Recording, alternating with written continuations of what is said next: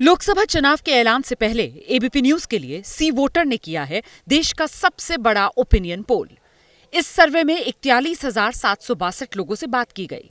1 फरवरी से 10 मार्च के बीच सर्वे लोकसभा की सभी 543 सीटों पर किया गया। सर्वे में मार्जिन ऑफ एरर ±3 से ±5% है। सबसे बड़ा ओपिनियन पोल इस वक्त हम अपनी जनता के सामने रख रहे हैं, ये बताने के लिए कि आखिर देश इस वक्त क्या सोच रहा है। लोकसभा चुनावों से पहले जनता के मन की बात क्या है, किसके वादों पर भरोसा, प्रधानमंत्री की गारंटी या राहुल गांधी के वादे, आखिर किस पर यकीन कर रही है जनता, और ये बताएगा कि मूड क्या है इस वक्त देश का। तो आइए आपको अब हम बता देते हैं कि किस तरीके से झारखंड में आखिर ये सर्वे क्या कहता है। झारखंड के आंकड़े आपके सामने हम रखेंगे और बताएंगे कि आखिर झारखंड के लोगों से जब हमने बात की सर्वे में, उनके मन की बात निकलकर क्या आई और किसके खाते में कितना वोट शेयर जाता दिख रहा है। आपके सामने आंकड़े भी आ गए हैं और देखिए 14 सीटें हैं कुल झारखंड की, जिनमें 52% जो वोट शेयर है वो एनडीए के खाते में जाता हुआ दिखाई दे रहा है और इसके साथ ही इंडिया गठबंधन को 35% वोट शेयर जाता हुआ इस सर्वे के मुताबिक। 13% पर अन्य कब्जा कर सकते हैं, लेकिन सबसे पहले नंबर पर 52% वोट शेयर के साथ यहां एनडीए मजबूती के साथ खड़ा दिखाई दे रहा है।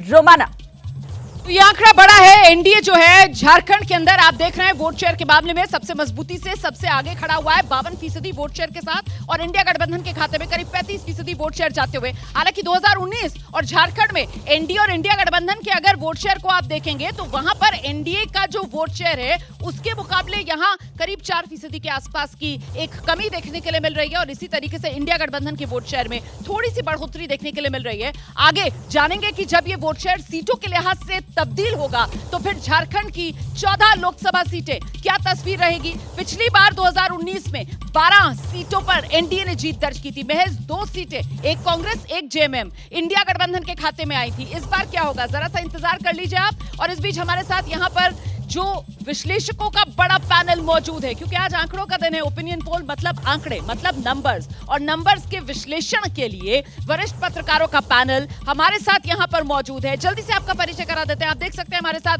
अभय दुबे जी, प्रेम कुमार जी, विनोद अग्निहोत्री जी, राकेश शुक्ला जी, प्रदीप सिंह जी, विजय त्रिवेदी जी मौजूद हैं। साथ ही कांग्रेस की तरफ से प्रवक्ता जेबा खान हमारे साथ यहां पर जुड़ रही हैं। एक एक क्विक रिएक्शन लेते हैं। विजय सर, आपसे शुरुआत करूंगी। ये वोट शेयर का मामला अभी जो सामने निकल कर आ रहा है, 2019 के मुकाबले जरा सी कमी यहां पर दिख रही है एनडीए के वोट शेयर में, और वही थोड़ी सी बढ़ोतरी इंडिया गठबंधन के वोट शेयर में। सीटों में आपको लगता है कोई बदलाव हो सकता है? रोमाना जी, थोड़ा सा बदलाव है, ये कि सीटों परसेंटेज कम हुआ है एनडीए का, लेकिन फिर भी 17% का फर्क यहाँ पर दिखाई दे रहा है एनडीए और इंडिया में।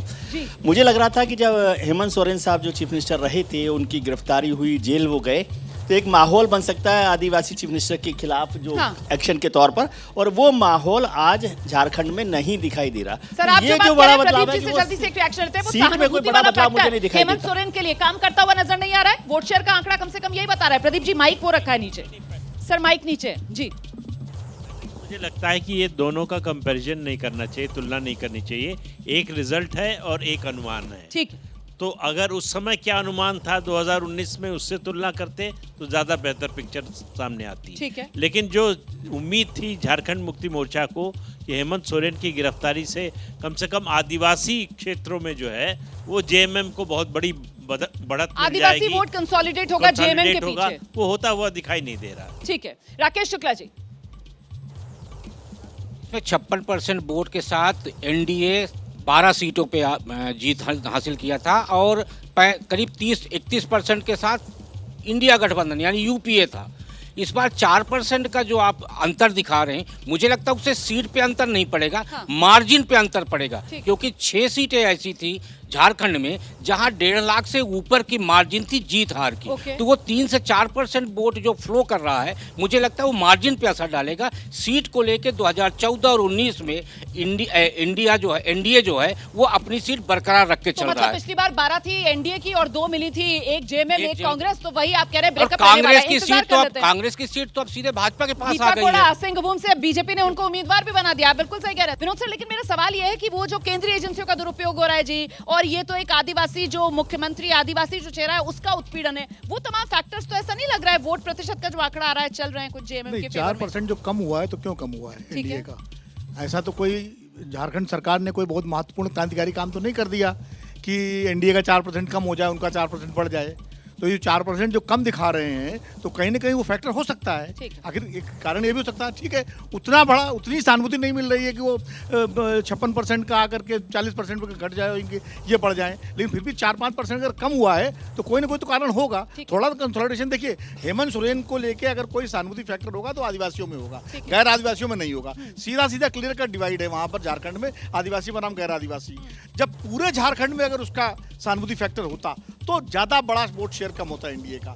तो मुझे लगता है आदिवासियों के एक वर्ग में कहीं ना कहीं फैक्टर काम किया है, इसीलिए 4% या 5% वोट जो पिछले से अनुमान से, हालांकि प्रदीप जी की बात सहमत हूँ, वो नतीजे थे, ये अनुमान है, ठीक है। इसलिए अनुमान की तुलना अनुमान से ही की जानी चाहिए। लेकिन नतीजों फिर के भी आप नतीजों ये से। कह रहे हैं कि ये जो हो रहा है इसके पीछे कहीं ना कहीं कोई वो कारण तो वजह होगा ना, हो कोई वजह सकती तो है। होगी। प्रेम सर, देखिए रोमाना जी, दो बातें, एक तो टेंडेंसी जो दिख रहा है कि इंडिया गठबंधन का वोट बढ़ रहा है, और दूसरी बात है कि जो जमशेदपुर, धनबाद, रांची, हजारीबाग, ये सब जो शहर की सीटें हैं, आप बड़े अंतर से बीजेपी जीतती है।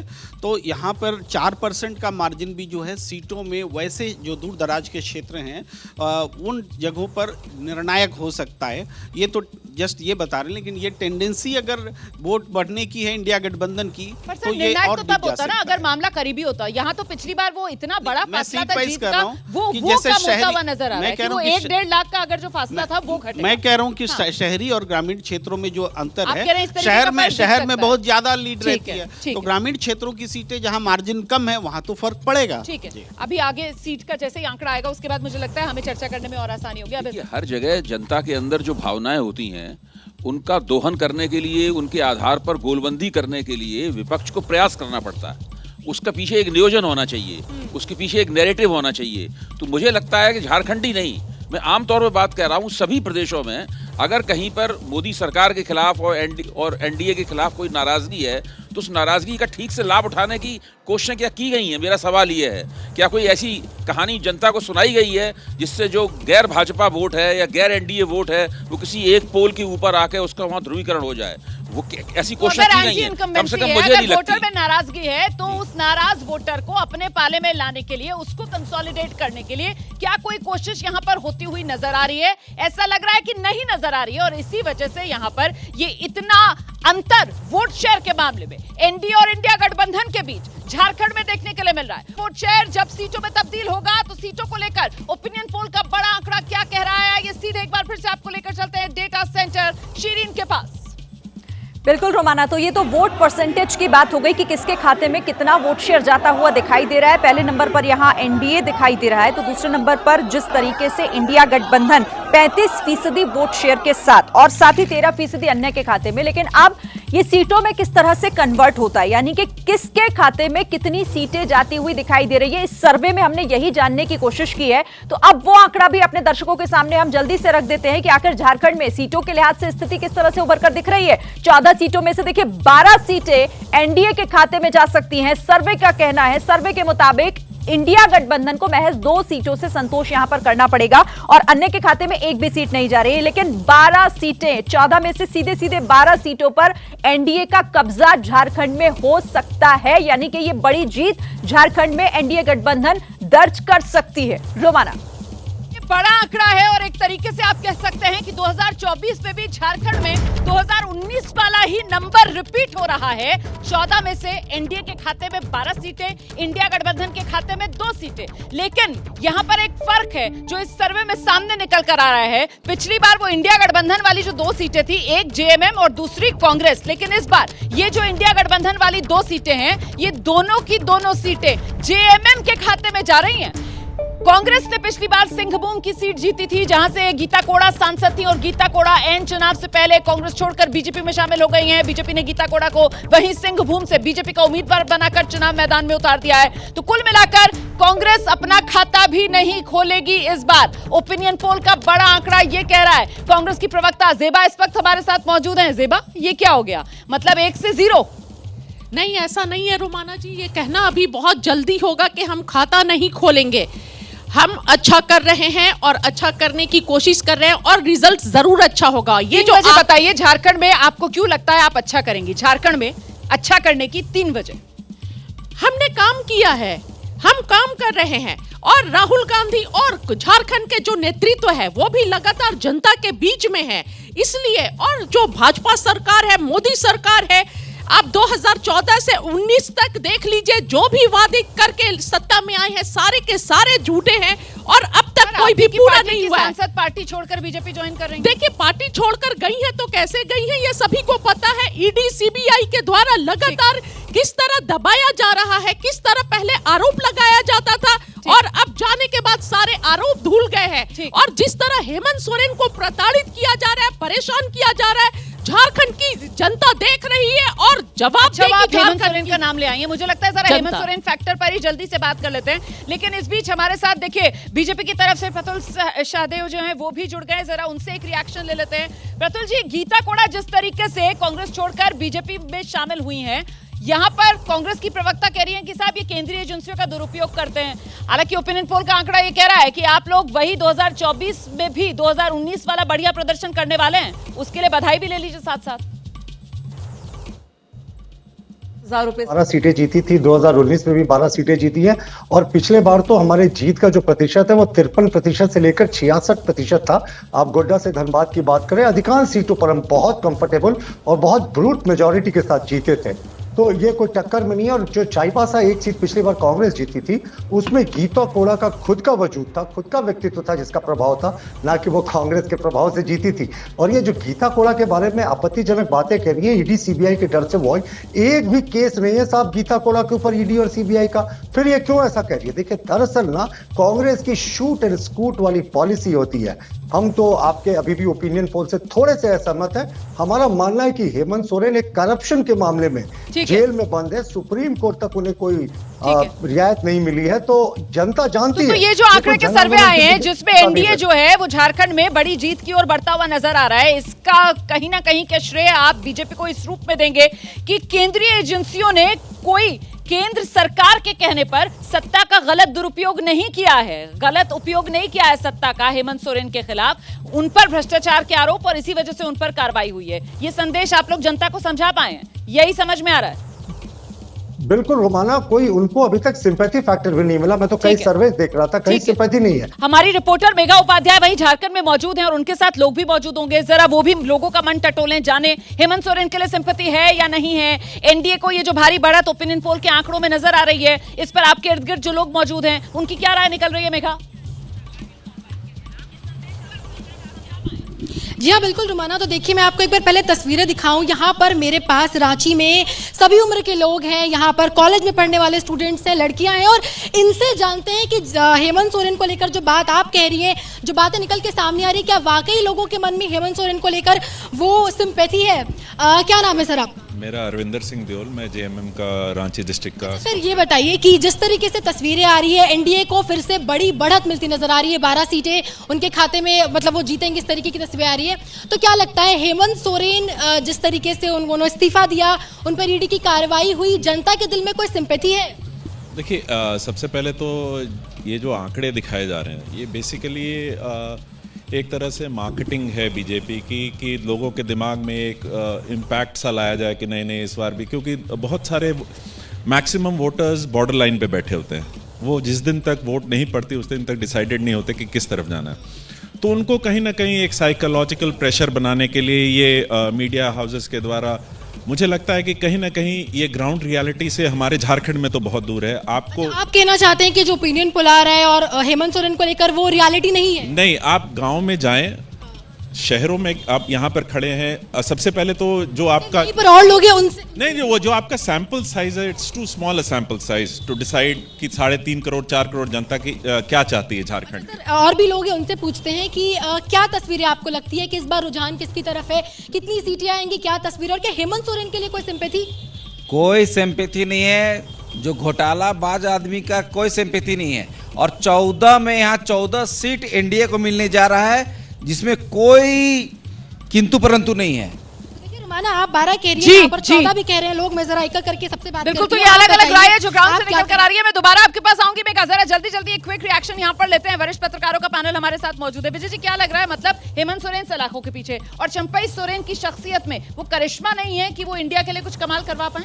बिल्कुल ठीक बात है रोमाना जी। चंपई सोरेन बड़े नेता हैं वैसे जेएमएम के, लेकिन वो एक करिश्मा जो होना चाहिए चुनाव जीतने के लिए वो नहीं। और इसमें एक बात समझिए, जो हेमंत सोरेन के खिलाफ नाराजगी हो सकती थी आदिवासियों में, वो पार्टी में ही नहीं दिखाई दी। आपको याद हो कि जब ये मंत्रिमंडल जब इस्तीफा देने वाले थे हेमंत सोरेन साहब, तो उनकी पत्नी को मुख्यमंत्री बनाने की बात चल रही थी, लेकिन हेमंत सोरेन साहब उसमें कामयाब नहीं हुए। इसका मतलब पार्टी में भी उस बात को लेकर एक बड़ा दबाव था, विरोध था, और तब चंपई सोरेन को लेकर आए। और यहाँ आदिवासियों का नहीं, और एक और फैक्टर है कि बीजेपी पिछली बार नॉन आदिवासी लीडर रघुवर दास के साथ चल रही थी। आज बाबूलाल मरांडी वहां पर आदिवासी लीडर है, जो उनकी एक कमजोरी हो रही थी, तो उसका भी तो यहाँ चंपई सोरेन की तो हमने बात की, लेकिन बाबूलाल मरांडी इस बार बीजेपी के साथ, वो फैक्टर भी काउंट इन करना चाहिए। माइक देखिए, मुझे लगता है कि लोकसभा का चुनाव है तो इसमें सबसे बड़ा फैक्टर मोदी है। हाँ। मोदी के खिलाफ अगर कोई नैरेटिव विपक्ष बना पाता है या बना पाता तो उसका इम्पैक्ट होता। हाँ। बाकी स्टेट लीडर्स के खिलाफ कोई नैरेटिव बने ना बने,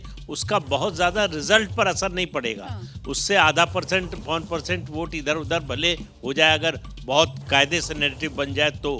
लेकिन अभी तक जो अभय जी बात शुरू में कह रहे थे, मैं उनकी बात से सहमत हूं कि विपक्ष कोई इस तरह का नैरेटिव गढ़ने में, कोई मुद्दा बनाने में, अगर सरकार से नाराजगी है भी तो उस नाराजगी को लोगों तक पहुंचाना पड़ता है, तो लोगों को कन्विंस करना पड़ता है। नैरेटिव की जो लड़ाई है उसी में विपक्ष हार गया। सवाल ये कि ये झारखंड की तो हम बात कर रहे हैं 14 सीटों की, लेकिन झारखंड सिर्फ झारखंड के तौर पर नहीं, इसी से लगता हुआ बिहार भी है, बंगाल तक इसका असर और मैसेजिंग जाएगी, उसको आप किस रूप में देख रहे हैं यहाँ पर? नहीं, पहले हम झारखंड की बात करें तो प्रदीप जी ने कहा कि वहाँ मोदी है। मैं ये कहता हूँ कि सिर्फ मोदी नहीं, वहाँ ओबीसी और मोदी है। हम झारखंड को आदिवासी राज कहते हैं, जबकि 55% ओबीसी हैं, 26% आदिवासी और 11% दलित हैं। तो आप 55 और 11 का पैकेट लेके चल रही है भारतीय जनता पार्टी, और उसमें आदिवासी बोनस के रूप में जोड़ रहा है। और हेमंत सोरेन जी की तरफ से जब ईडी की कार्रवाई की गई तो दिल्ली से लेके और रांची तक उन्होंने एक स्टंटबाजी की, लेकिन वो स्टंट उनका काम नहीं आया। फिर आप बिहार और पश्चिम बंगाल की यदि आप बात करें तो बिहार में अब एनडीए गठबंधन पूरी तरह से सेटल हो चुका है। अभी इंडिया गठबंधन को लेकर कशमकश चल रही है। बिहार में इंडिया गठबंधन के सामने चुनौती ये है कि 2014 और 19 में मिल के लड़े और बाहर से लड़े, उसके बाद भी कोई अच्छा प्रदर्शन नहीं था आरजेडी और कांग्रेस का, और भाजपा और जेडीयू मिल के लड़े और अलग लड़े तो भी भारतीय जनता पार्टी का प्रदर्शन बहुत अच्छा था।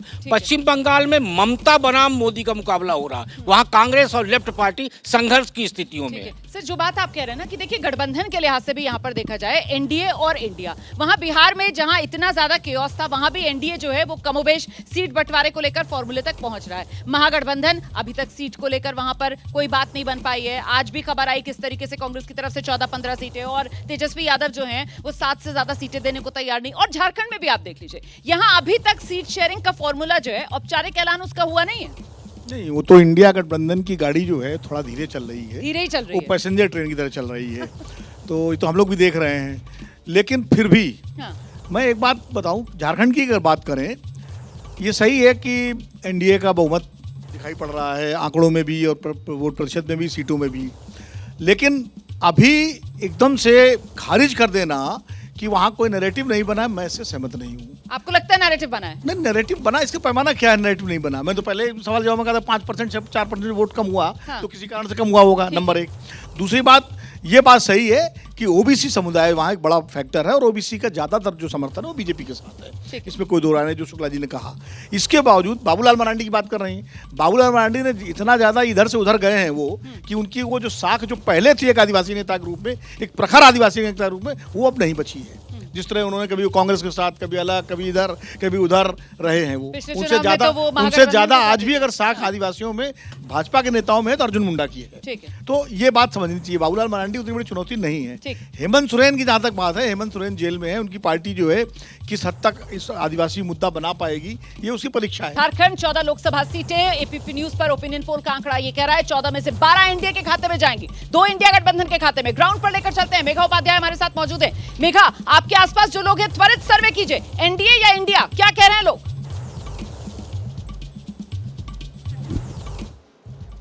मेघा, अगर मेरी आवाज मिल रही है, आपके आसपास जो लोग मौजूद हैं त्वरित सर्वे आप भी कर डालिए, एनडीए या इंडिया गठबंधन, किसका नाम ले रहे हैं लोग? एनडीए या इंडिया? निश्चित तौर पे एनडीए। NDA India? निश्चित तौर पे एनडीए। फिर से एनडीए या इंडिया? एनडीए निश्चित तौर पे। एनडीए या इंडिया? एनडीए मैं एक तरफ इस तरफ चलती हूँ, एनडीए या इंडिया? एनडीए, बिल्कुल एनडीए या इंडिया? एनडीए एनडीए एनडीए पूरा एनडीए, कोई दो राय नहीं। एनडीए पूरी तरीके से एनडीए होगी। एनडीए एनडीए, इसमें कोई एनडीए एनडीए देखिए रुमाना, एक बार मैं इस पूरे सर्कल में घूम चुकी हूँ, यहाँ पर सब आप क्या कहेंगे? NDA NDA. यहाँ पर कोई है इंडिया, आप क्या कहेंगे सर? मैं इंडिया। देखिए ये पूरी, हाँ मैं कुछ बोलना चाहता हूँ कि इट इज़ वेरी इजी कि पब्लिक में इकट्ठा होके ये जानना, बट पब्लिक की तो राय लेनी है। नहीं तो व्हाट इज दी सैंपल की तो सब जानती है। आप सैंपल का साइज एंड सैंपल का चॉइस आप पहले सब मोस्ट इम्पोर्टेंट है। मैं एक बार रुमाना आपको दिखाऊं तो मेरे हर तरफ लोग हैं और आपने अभी तुरंत सुना 90% लोग यहाँ पर एनडीए के सपोर्ट में हैं। कुछ ऐसे भी लोग हैं जो इंडिया को सपोर्ट करें, लेकिन लगभग लोग यहाँ पर एनडीए के सपोर्ट में हैं। ठीक है, अच्छा, और क्या हम कुछ कहेंगे? ब्रेक पर जाने से पहले ये चर्चा कर रहे थे कि कहीं ऐसा तो नहीं है हेमंत सोरेन की जो कमी है वो खमियाजा बन जाए इंडिया गठबंधन के लिए। लेकिन कुल मिलाकर यहाँ पर तो नारे जो है वो हर हर मोदी, मतलब मोदी ही फैक्टर है, मोदी ही मुद्दा है, मोदी ही चेहरा है। प्रेम सर, देखिए झारखंड का इतिहास कहता है कि उन दिनों में जब अलग प्रांत के लिए लड़ाई हो रही थी, जब जब शिबू सोरेन हो, हेमंत सोरेन हो जेल गए हैं, तब तब जो जनता है उनके साथ खड़ी हुई है। ठीक है, तो हेमंत सोरेन का पिछली बार चुनाव भी हार गए थे। नहीं तो हारा कौन? इंदिरा गांधी भी चुनाव हार गई थी, अटल बिहारी वाजपेयी भी हार गए थे। ठीक है, तो लेकिन इंदिरा लहर में शिबू सोरेन जीते थे, ये भी फैक्ट है। ठीक है, तो हम ये कह रहे हैं कि हेमंत सोरेन का जेल में रहना इंडिया गठबंधन की मजबूती है। और कल्पना सोरेन के आंसू वोट बन करके पड़ेंगे ईवीएम में, ये समझ लीजिए। नहीं ऐसा होता हुआ लेकिन आंकड़ों में नजर नहीं आ रहा है ओपिनियन पोल के अभी तक। हालांकि कल्पना सोरेन जो है वो सभाओं में जा रही हैं, वो कह रही हैं कि साहब आप जवाब दीजिए, ये जो केंद्र ने जुल्म कर दिया है हम पर, आदिवासियों पर। मैं ये बात मानने के लिए तैयार हूँ कि आदिवासियों में हेमंत सोरेन के पक्ष में भावना होगी, जरूर होगी भावना उसमें, और इस तरह की बातें कही जाती रही हैं, खबरें भी आती रही हैं। अगर आप वहाँ की खबरें पढ़ें, मैं तो अखबार ज़्यादा पढ़ता हूँ, तो अगर उसमें निकल के बात आती है, समीक्षाओं में भी बात निकल के आती है। लेकिन मुझे इस बात में पूरा शक है कि भारतीय जनता पार्टी के अंदर चुनाव लड़ने की, अपने पक्ष में वोटों को निकालने की, अपने पक्ष में हर मुद्दे को भुनाने की जो तैयारी है और जो इच्छा शक्ति है, जो योजना है, उसका मुकाबला ये लोग कर पाएंगे। देखिए भाजपा ने बार बार इस बात को साबित किया है। मैं चाहता हूं कि विपक्ष भी इस बात को साबित करे। विपक्ष भाजपा से टक्कर ले रहा है, तो भाजपा ने जो शर्तें बनाई हैं, जो आधार खड़ा किया है, उसी में खड़े होकर टक्कर ले पाएगा। आप जो बात कह रहे हैं, मतलब दिबांग ना नीति ना नियत नजर नहीं आ रही है विपक्ष में। आपका भी यही आंकलन? मेरे आंकलन नहीं है जी। मुझे लगता है कि जिस तरीके से विपक्ष खासतौर पर आप देखिए जेएमएम जिस तरह से काम कर रहा है, जेएमएम ने पिछली बार 4 सीटें लड़ी थी, फिलहाल जेएमएम कह रहा है कि वो 7 सीटों पर लड़ना चाहता है। उसमें जो आदिवासी 5 सीटें हैं उन पर उनका दावा है, चाहे वो डुमका हो, लोहरदग्गा हो, सिंहभूम हो या खूंटी हो, इन सब सीटों पे। इसके अलावा वो गिरडीह और जमशेदपुर की भी मांग कर रहे हैं। तो अगर वो आगे बढ़कर इस तरह से मांग कर रहे हैं तो उससे साफ है कि वो कहीं ज़्यादा खुद को मजबूत पाते हैं। और मेरे ख्याल से हेमंत सोरेन का जेल में जाना, जिस तरीके से चंपई वहाँ बने मुख्यमंत्री, ये अपने आप में एक नैरेटिव देता है अपोजिशन को, यहाँ जेएमएम को अपनी बात कहने का। और ये जो बात है कि भाई सीट शेयरिंग, उसमें तो साफ वो कह रहे हैं कि भाई जैसे ही डेट्स अनाउंस होंगी हम अपना सब बता देंगे कौन उम्मीदवार कहाँ से है। वो और भी अगर आप नैरेटिव चाहें तो अब क्या कह रहे हैं वो कि हमने राष्ट्रपति से समय मांगा, राष्ट्रपति हमें समय देने को तैयार नहीं है। आप झारखंड की पहचान, झारखंड के लोगों की अस्मिता के बारे में कोई परवाह नहीं करते हैं। तो ये देखना है कि नैरेटिव उनके पास है कि नहीं। उनके पास काफी कुछ है कहने को, और उससे भी आगे देखना है कि अगर उनका नैरेटिव है तो वो जनता तक पहुंचा पा रहे हैं। जनता क्या उनका नैरेटिव एक्सेप्ट कर रही है? ये अपने आप में बड़े सवाल है, क्योंकि नेताओं की तरफ से बातें तो लगातार रखी जाती हैं। तो सबसे बड़ा ओपिनियन पोल ये बताने के लिए कि देश का मूड क्या है, प्रधानमंत्री नरेंद्र मोदी जिस तरह से लोगों के बीच लगातार पहुंचते रहे हैं, कई रोड शो करते रहे हैं, तो दूसरी तरफ राहुल गांधी कुछ इसी तरीके से अपनी न्याय यात्रा, भारत जोड़ो न्याय यात्रा के तहत लोगों के बीच पहुंचकर विपक्ष की ताकत क्या है, आखिर उनके पिटारे में लोगों के लिए क्या है, ये समझाते रहे हैं। लेकिन इसका असर क्या होगा, इसका असर किस तरह से होता दिख रहा है जमीन पर, अब आपको बताते हैं। केंद्र शासित राज्यों का हाल क्या है, वहां पर आखिर स्थिति क्या है, ये देखिए आपके सामने आंकड़े आ गए हैं। चाहे हम अंडमान की बात करें या फिर चंडीगढ़ की बात करें, दादर नगर हवेली, दमन, लक्षद्वीप और पुदुचेरी, वहां के आंकड़े इस वक्त आपके सामने। अंडमान में एनडीए को जाती हुई सीट दिखाई दे रही है, चंडीगढ़ में यहां पर एनडीए जीतती हुई दिखाई दे रही है, दादर नगर हवेली में भी एनडीए को सफलता यानी कि जीत मिलेगी और दमन की सीट भी एनडीए के खाते में जाती दिख रही है। सर्वे के मुताबिक लक्षद्वीप इंडिया गठबंधन के पास जाएगा, पुदुचेरी भी इंडिया गठबंधन के पास जाएगा। तो ये पूरा आप ओपिनियन पोल में अब केंद्र शासित प्रदेशों की स्थिति, अंडमान, चंडीगढ़, दादर और नगर हवेली, ये 3 एनडीए के पास और साथ ही दमन दीव भी एनडीए के पास,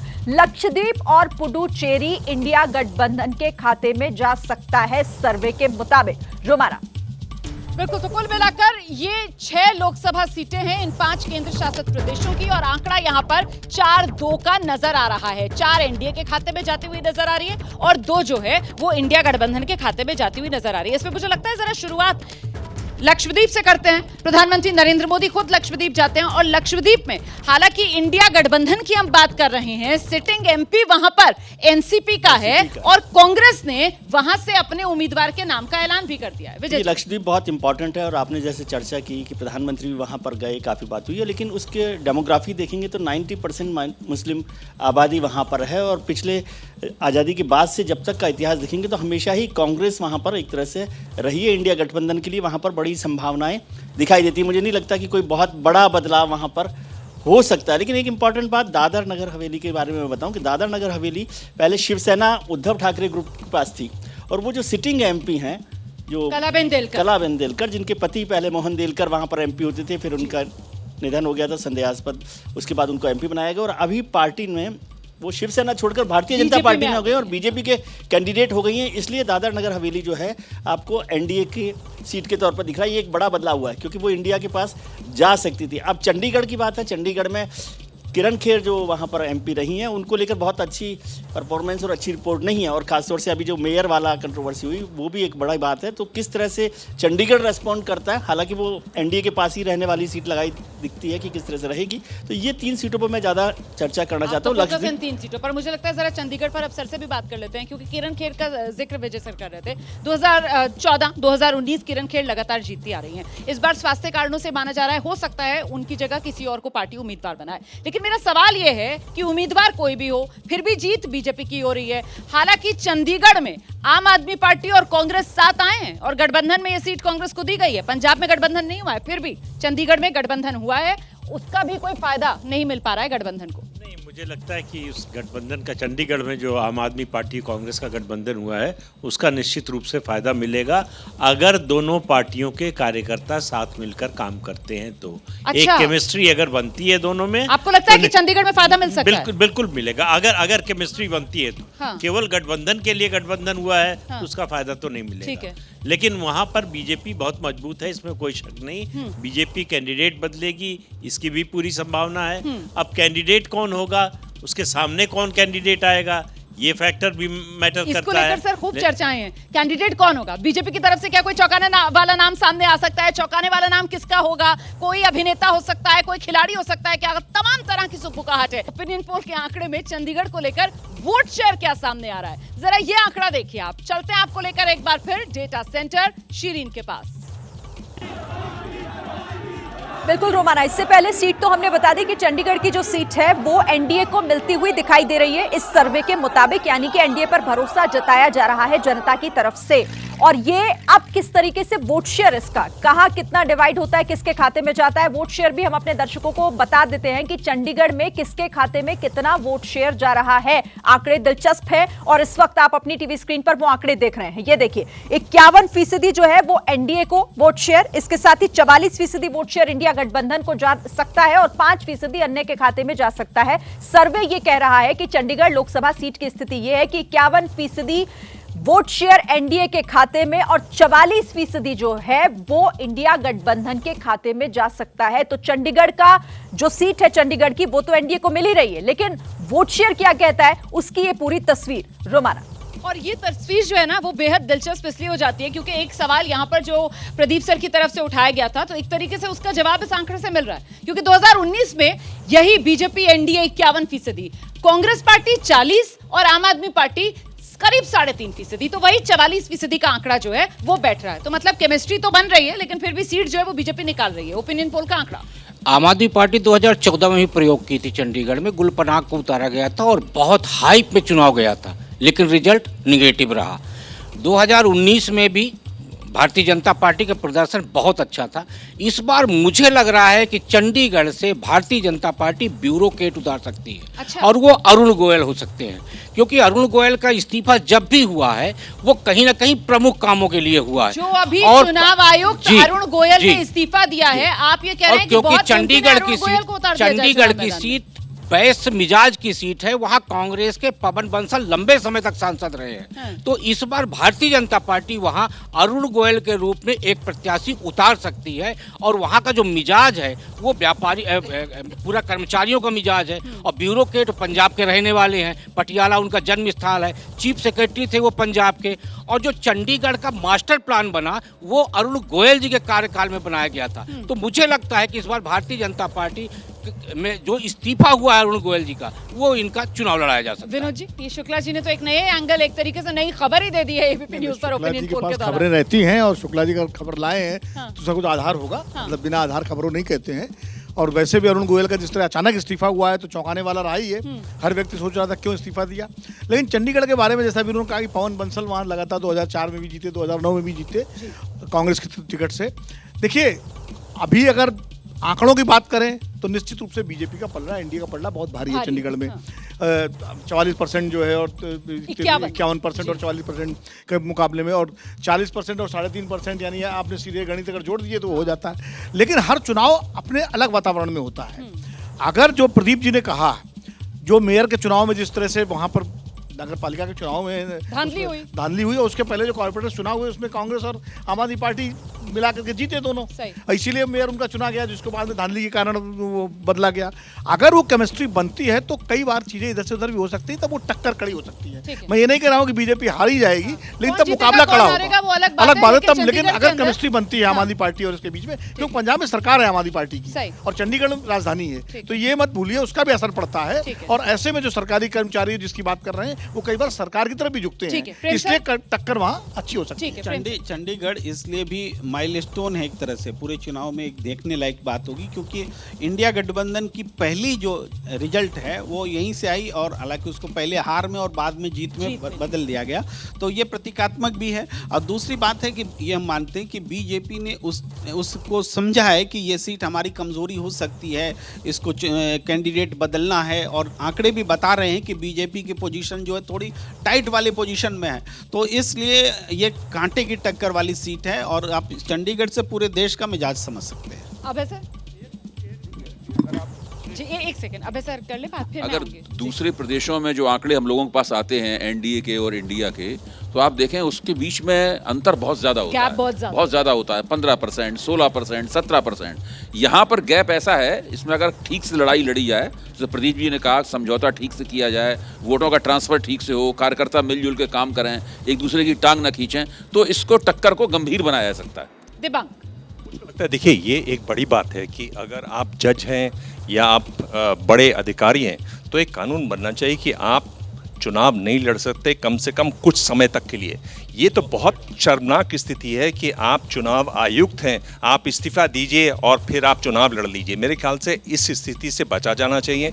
अधिकारियों को अपने जो संस्था के जहां काम करते हैं उसकी साख के लिए, अपनी साख के लिए, और मेरे ख्याल से नेताओं को भी इस तरह के हथकंडों से बचना चाहिए जिसमें, और ये एक पार्टी की नहीं बात कर रहा हूँ, ये जो भी सत्ता में पार्टियां होती हैं उसका खूब दुरुपयोग करती है। मेरे ख्याल से इसे बचा, बिल्कुल संस्थाओं की विश्वसनीयता रहनी चाहिए और पॉलिटिकल पार्टीज को भी ये लोभ छोड़ना चाहिए। एक सीट की तो बात है, छोड़ दीजिए ये लोग। ठीक है, आइए सर। दिबांग की बात से सहमत हूं वैसे, लेकिन अभी बंगाल में हाई कोर्ट के जज साहब ने इस्तीफा दिया और बीजेपी में शामिल हो गए, फौरन शायद टिकट भी उनको मिल गया, नहीं मिल गया, कुछ मिलने की बात मिल गया जी, दे दिया बीजेपी ने। तो इसलिए अगर अरुण गोयल के नाम पर भी हो जाए तो कोई भरोसा नहीं है। लेकिन एक दो उम्मीदवार और हैं, क्योंकि सेलिब्रिटी सिटी है वो, एक कंगना रनावत और अक्षय कुमार, ये दो भी। युवराज सिंह का नाम तो नहीं मिस कर रहे हैं? युवराज सिंह का मुझे नहीं लगता, लेकिन ये दो जो है जिस तरह अक्षय कुमार को कनाडा की बजाय भारत की नागरिकता वापस उन्होंने ली है, और कंगना रनावत तो चुनाव लड़ने के लिए बिल्कुल इच्छुक ही हैं, कहीं से भी लड़ सकती हैं, तो ये दो नाम भी, इन पर भी गौर करना चाहिए। भारतीय जनता पार्टी इन पर भी दांव लगा सकती है। चलिए सर, वैसे अक्षय कुमार का नाम दिल्ली चांदनी चौक सीट के लिए भी जमकर चल रहा था, लेकिन जब उम्मीदवारों के नाम वाली लिस्ट आई तो उसमें अक्षय कुमार का नाम दूर दूर तक नजर नहीं आया, दिल्ली में तो कम से कम। लेकिन मेरा सवाल यह है कि चंडीगढ़ के चुनावी मिजाज को अगर देखा जाएगा तो आपको क्या लगता है यहाँ पर डिसाइडिंग फैक्टर क्या होगा, और क्या वाकई में बीजेपी मान रही होगी कि आप और कांग्रेस साथ आ गए हैं, ये चुनौती बन सकती है? नहीं, ये बड़ी चुनौती है बीजेपी के लिए, और इसमें मुझे लगता है कि आम आदमी पार्टी कितनी ताकत लगा रही है इस सीट पर, उससे ये चुनाव नतीजे बदल सकते हैं। और भारतीय जनता पार्टी के लिए चुनौती तो है ही, ये आसान सीट नहीं है चंडीगढ़ की। जैसे मैंने जिक्र किया कि सिटिंग एमपी के खिलाफ भी कोई बहुत फेवरेबल वो नहीं है, इसलिए पार्टी वहाँ पर कैंडिडेट बदल रही है। दूसरा, जो मेयर का चुनाव हुआ उससे भी एक नई एनर्जी मिली है, मतलब जो फर्जीवाड़ा हुआ, सारा कुछ हुआ, उससे एक नई एनर्जी आम आदमी पार्टी के कार्यकर्ता को और नेताओं को मिली होगी। तो यदि आम आदमी पार्टी और कांग्रेस दोनों मिलकर इस पर लड़ाई लड़ लें तो मेरे ख्याल से नतीजे बदलने में कोई ऐसा आशंका नहीं करनी चाहिए कि नहीं हो सकता, या उम्मीद नहीं हो सकती कि भाई वहाँ पर नहीं बदलेगा। जैसे एक बात का मैं जिक्र कर दूँ, राकेश जी ने कहा, तो वो तो मैं खबर पर उसको चैलेंज नहीं कर रहा, लेकिन ये होना ही चाहिए जो दिबांग कह रहा है कि एक कूलिंग ऑफ पीरियड होना चाहिए, खासतौर से जजेज को, सीईसी या इलेक्शन कमिश्नर्स ऑफिसर्स जो हैं। लेकिन आप तो देख रहे हैं कि पिछले दिनों लगातार जो है जिस तरह से बदलाव हो रहा है, उसमें पॉलिटिकल पार्टीज़ का भी इंटरेस्ट वही है और जजेस का भी इंटरेस्ट वही है। ठीक, सर जोड़ना चाहेंगे कुछ?